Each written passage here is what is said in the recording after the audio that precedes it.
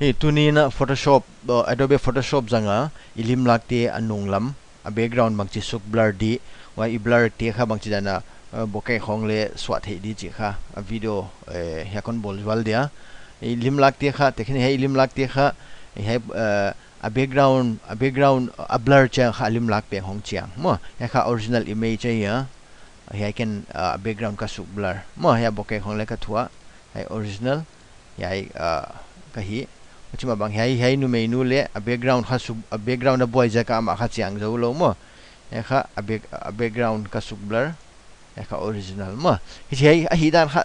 thupi hello wa hi dan on hon lak zwal leng a khat kai lu zwalin ya kha Limlak ya mo ka gen ki ke banga ya Limlak ki soi sak de ka le backup nei di pha ja ka layer thak bol te di mo control z hiam ai kil hen na drag a hiwa layer thak na ba bol hiam hi hoi zo che na Limlak kha smart object so di convert to smart object ya smart object kha bang ja ki jang hiam mi chi le smart object hi le kha Limlak te soi sak changa I quality ke lo wa soi sak the sulian suneu the mo ya omdan kon gen jwal dia tun ha layer khat kon bol thak jwal dia hi ha khai layer thak ya hiam kon hong jwal dia yon kai lu la hi he kha image a hiam mo ordinary image layer smart object hilo tun hi select in lan sunewin lan mo suneu hoi zo chia select thakin lan kai lian thang non image quality ci chumle tuna hi am original tuna hi pen kha smart object so in lan select thakin lan sunewin lan mai jo select thak non in lan kai lian non lete na million selo ai chu quality hoi di ja ka kha smart object ki jang sek ma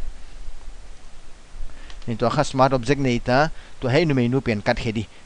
ngin hoi zo chianga ama kha background teng blur sak de chi mo wai da kha la ka quick selection tool jang de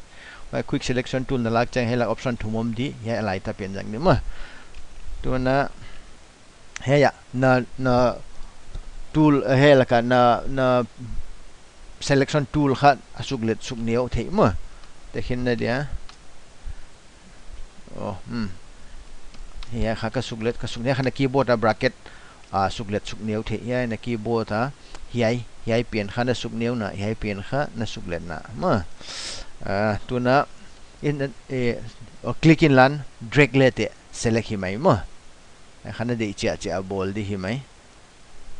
to kha te hin na dia ya samong ong tai khia mo wai te kha na wa lak khyang no palen na keyboard alt make dingin oi lak ba hi zui thak non de ma ai detail te chu ola le hi the hi tu na atak apum pi teng kha select back phot dia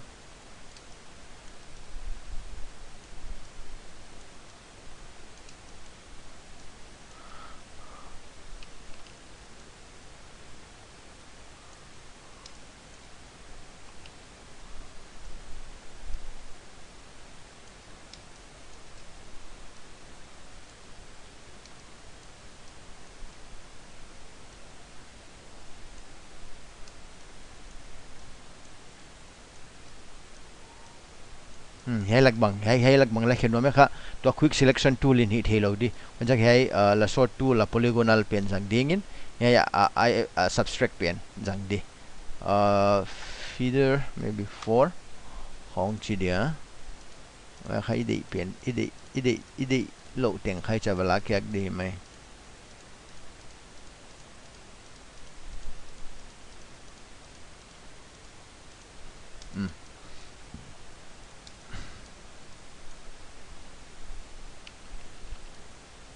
khan na ngin tel zo khopa le na cut out hoi di hi mai ma hoi jakin na tua khai console na mai jakin uchitela ngin tel le hi man ke dia hai kha hi ta mo to kha helaka select and marks click di yai na nga helak muna ke le select apain lan helaka select and marks ki bang mo hai click dingin hai kha ya a view kha I nau tu na kai thia yai chi khong ale hi thei le san ka zat chek na ja kha a background ki cut off ki mu thei ja ma ai jo cha ya kha ha siang thei e kha le na brush kha an he kha I brush tom la thei ya pen hi ai ni na pen jang dingin ya suneu non he ya tua nakat khiak ikat khiak teng kha he outer teng kha bal ki thei ve ichina na de na mun akim vel teng kha ichina I vazuin lan op soi tan tan de lo hei thak di he akim lian lo va pai khang ai keu chikel le na kau na ka tau kha den chang boy kha the mo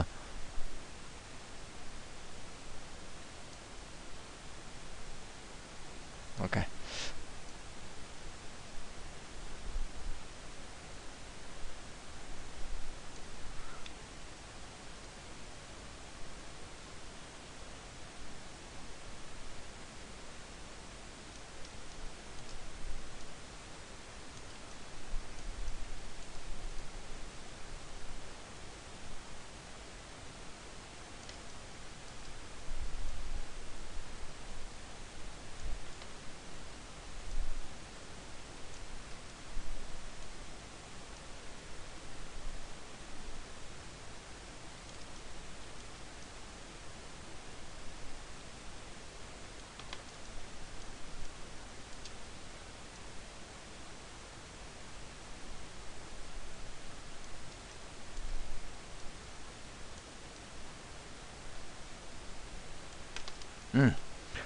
ni chilele hun mai di ka chi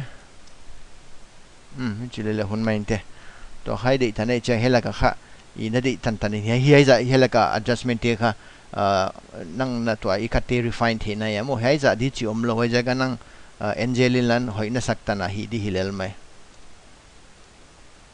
hai chu akhonu ale ba adjust the chu na hi hilele to na bola le hoi Siam chi na mo hi chi khong chi ni to ai zo chiang a kha ya anwaya okay click di ma wajah kha to khamile mong ki selecta en kha amilem pen bol no milo background pen ide jagha opposite selection hongai de hoide kha shift control me kilan na keyboard I mek lete opposite hong ki select a background ki selecta mo to background ki selecta hinchin wajah ka to kha blur pe tadi ya filter apa in lan ya blur gallery ya kha tilt shift ya pen select di hile Hiai kha to blur piak thi nai hela ka en le ten tak lama ya blur blur bang jita ko ai de idan mo he kha camera jang ten thei di he kha I depth of field ai chu I depth of field point ku jang nuam ai a subject to kina ingai chi nai chu mo a subject he milema he tuang la ya tu ya a chi la chu I depth of field hang ki pat di chi na hi da mo hela khong ki pan thei lo tu na depth of field pen kha camera f number to ki bang chi nai chu ko ya pana ipan nuama mo wai pen kha a22 hi mai chi khong apan in index in dia blur project dia ai jo che ya bokeh kha bak chi dan ni dia kha hi chi mong di chi om lo nang hoi na sak dan dan hi mai mo neo la deu ma hong lian zo deu le anal dia maka chi khong chi ni mo to khan zo cha ya okay ya pen click ding in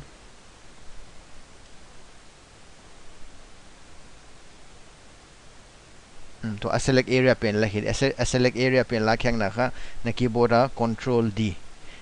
la khyang mo to kha en la nal thong mo tu na effect pe thei nei ve wai da kha te khen he la ka kha layer pe ka kha effect tom pe thei mo wai da kha direct ka kha na milem ale pe thei hile wai sang mai na layer bolin hile kha imilem te bang masu se lo di new layer chi ding in he la ka kha en kha level khong piak thei mo bang chi da nai de dan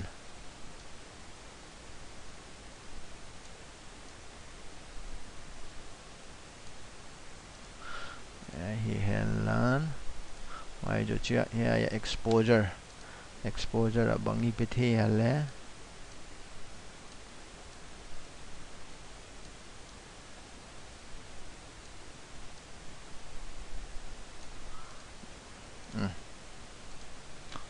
ai zo chia curve are tam sim ka sa ka che hi chi hiu hiao le nal ma greenish deu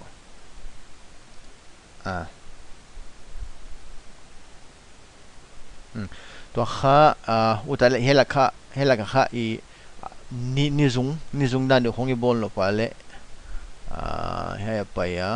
layer he la gradient pele gradient kha se radial pen illa dia hoi mai na chi khong chi dia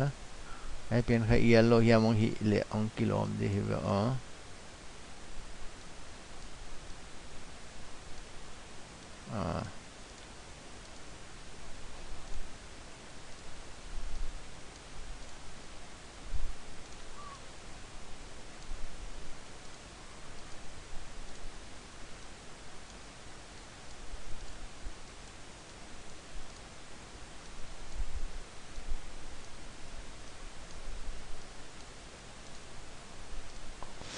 hay kha hay tua hay tua akispread chia kha he la ka scale hi thei alian na de mo aniau na de mo ai de tan hilal mai hay cho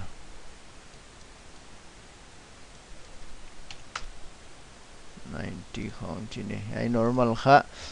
kha khau zek ha de wi saka le hay banga kilom highlight khoma le kilom in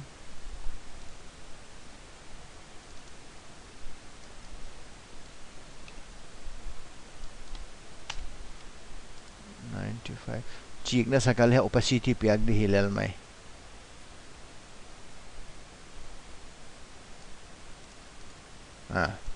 opacity piak mo to khayu ta le ba khala hi theve I lens effect light effect ni zung dan de khong bang le mo wai da khaya ya imile ma kha bas imile ba selecting in filter render wa cha lens flare mo hai lens flare kha ko na koi nuama ale dan ide hunia tekina dia wai kha ya ani lamang ki pan tale che hichi sorry hichi bang hitele ai khao nal sak khem mo ya pian chik de wichi le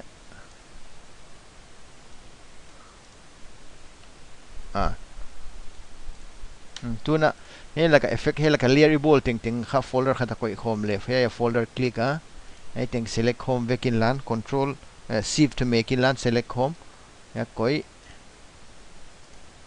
ay ma ya atunga to ai ball pen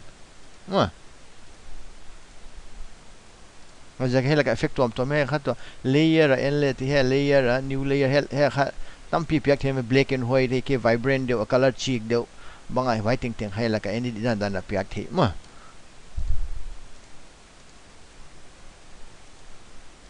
ni chidana cut out di hilal mo thupi hello ki pa ke le he